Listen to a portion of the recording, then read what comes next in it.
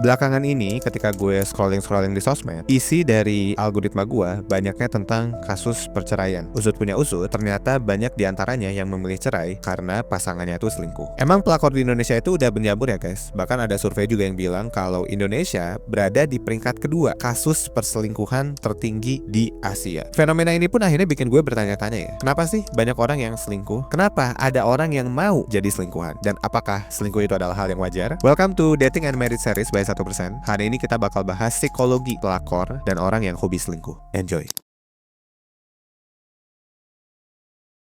Ada satu riset di mana perempuan single ditanya mana cowok yang lebih menarik. Pertama, cowok yang single, atau yang kedua, cowok yang udah punya pasangan. Mayoritas yang ngejawab, cowok yang udah punya pasangan itu lebih menarik dari cowok single. Kenapa? Jawabannya sesimpel karena otak kita males mikir. Logikanya gini, orang yang single itu kan kelakuannya belum jelas ya. Fakta kalau orang ini masih single, kemungkinan besar ada something kan. Bisa jadi ada hal red flag juga yang mungkin kita nggak tahu. Jadinya otak kita nggak mau tuh take risk buat sesuatu yang kagak jelas. Nah, beda halnya sama orang yang udah punya pasangan. Otak kita secara otomatis ngasih kesimpulan kalau oh dia udah laku nih, berarti dia berkualitas. Nah jadi rasanya tuh lebih aman naksir doi karena orang lain tuh udah approve. Nah pertanyaannya, apakah orang jadi pelakor itu pure karena pengen jaminan kualitas? Alasannya sebenarnya lebih kompleks dari itu guys. Jadi ternyata motivasi pelakor mau jadi orang ketiga itu jarang banget karena cinta. Rata-rata itu didorong sama ego. Ada dua jenis pelakor yang mungkin lo perlu tahu ya. Pertama, yaitu pelakor yang butuh validasi. Nah biasanya pelakor kayak gini itu tingkat PD-nya tuh rendah. Jadi mereka memang haus sama validasi orang lain. Buat mereka, bisa ngerebut perhatian pacar atau bahkan suami atau istri orang lain itu ngasih sensasi kemenangan, kayak menang lomba. Rasanya tuh kayak gue tuh lebih menarik loh daripada suami sahnya atau istri sahnya. Atau ya gue ternyata bisa loh ngerti dia lebih baik daripada pasangannya. Nah jadi itu butuh karena validasi. Yang kedua adalah pelakor yang emang suka tantangan. Nah bagi orang-orang tertentu, ngejar target yang terlarang dalam tanda kutip itu justru lebih seru karena tantangannya tuh bikin nagih. Beda rasanya ya sama ngejar orang single yang mungkin lebih gampang buat didapetin. Sensasinya tuh kayak nyobain roller coaster, deg-degan tapi seru dan juga bikin ketagihan. Bahkan menariknya, peneliti juga nemuin kalau para pelakor ini biasanya punya sifat-sifat yang cenderung narsis, manipulatif, dan juga punya bakat psikopat. Nah ini tuh 3 combo yang disebut sebagai dark triad ya. Kita juga pernah bahas ya soal dark triad. Lo juga bisa cek videonya ya di pojok kanan atas. Atau lo juga bisa cobain tesnya, ada di website kita. Di chapter berikutnya bakal gue bahas kenapa orang hobi selingkuh meskipun norma sosial atau budaya gak menerima hal itu.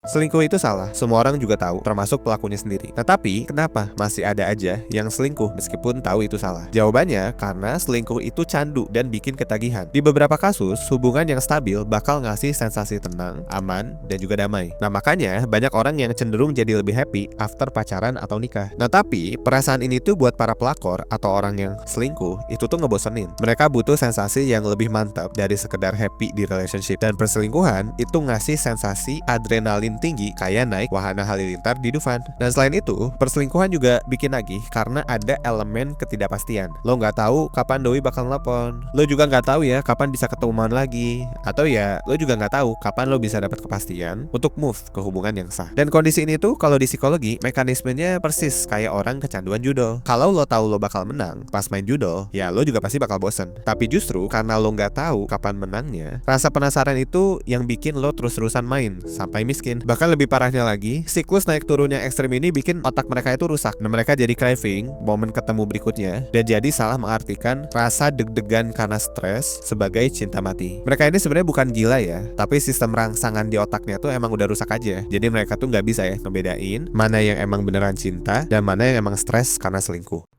Oke guys, sebelum lanjut gue mau ngasih tahu info buat lo yang lagi ngerasa bingung, ngerasa stuck sama hidup akhir-akhir ini.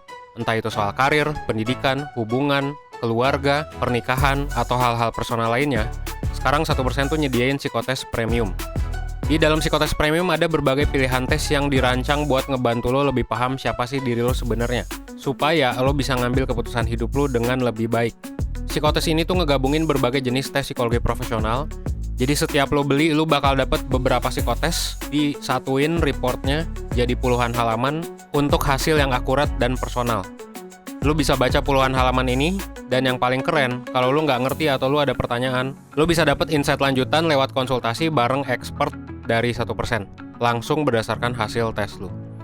Langsung aja kunjungi 1.bio/psikotespremium buat info lebih lanjut.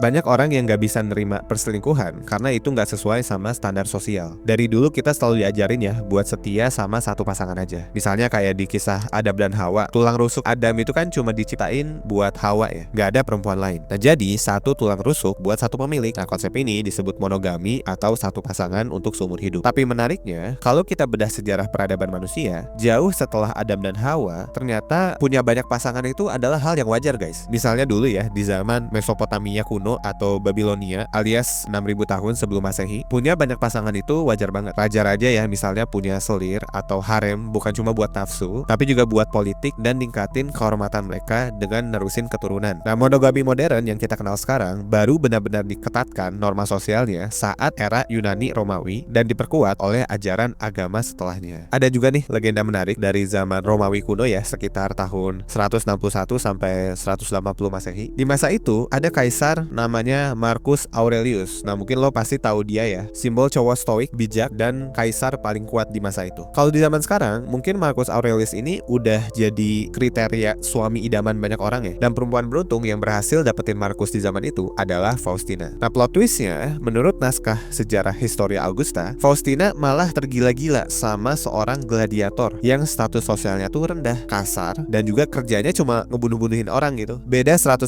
sama Marcus Aurelius yang pintar dan juga berwibawa. Dari yang gue pahamin, nalurinya perempuan itu kadang nyari cowok yang stable dan bijak kayak Marcus Aurelius buat keamanan hidup jangka panjang. Nah tapi perempuan itu juga mau nyari gen yang bagus kayak gladiator biar keturunannya bisa punya penampilan fisik yang lebih oke. Nah sosok maskulin si gladiator ini yang kadang nggak ditemuin di suami yang terlalu baik dan sopan. Nah terus kalau punya lebih dari satu pasangan itu wajar di zaman dulu, kenapa sekarang jadi masalah? Jawabannya tuh simpel ya, karena fungsi pernikahan kita itu sekarang udah berubah total. Nah dulu nikah itu jadi kayak semacam kontrak buat survive bagi perempuan. Kalau suami selingkuh tapi uangnya misalnya itu lancar buat belanja, ya sebenarnya tuh sakit hati. Tapi asal keluarga bisa tetap makan, lo nggak akan tuh ngerasa terancam banget karena yang penting ya masih bisa hidup kan. Nah tapi sekarang tuh kita nikah emang buat cari soulmate, buat cari self actualization, dan pasangan itu adalah cerminan harga diri dan siapa diri kita. Nah jadi logikanya kalau pasangan kita selingkuh, yang hancur itu sebenarnya bukan kontrak pernikahannya ya dalam tanda kutip, tapi juga harga diri kita, dan kita bakal ngerasa gagal total ya sebagai seorang pasangan. Itu juga ngejelasin ya kenapa akhirnya banyak pelakor yang merasa menang kalau bisa ngerebut pasangan orang lain.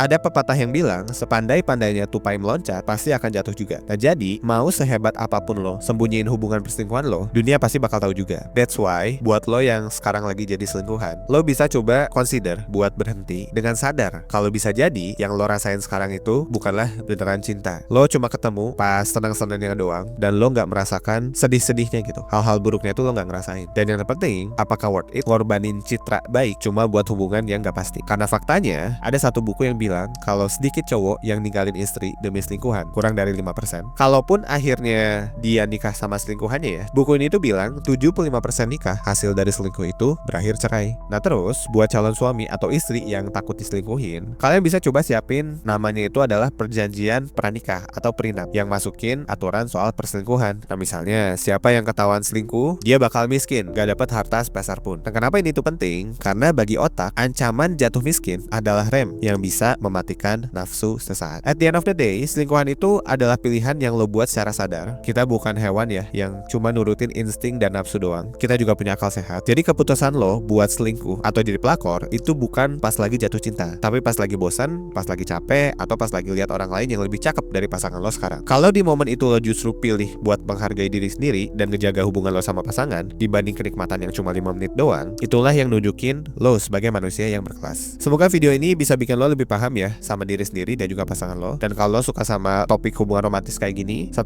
juga udah sering bahas ya topik-topik soal relationship, lo bisa cek video yang ada di sebelah kiri atau sebelah kanan. Silahkan bisa diklik sesuai dengan minat lo. That's all for this video. Gue Danang dari 1%. Jangan lupa bahagia dan jangan lupa hidup seutuhnya. Thanks.